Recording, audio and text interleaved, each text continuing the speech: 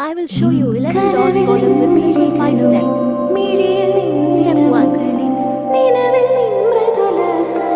Step 2. Repeat the same. Step 3.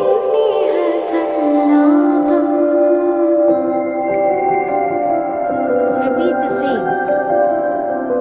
Step 4. കനവിൽ നിൻ മിഴികളും മിഴി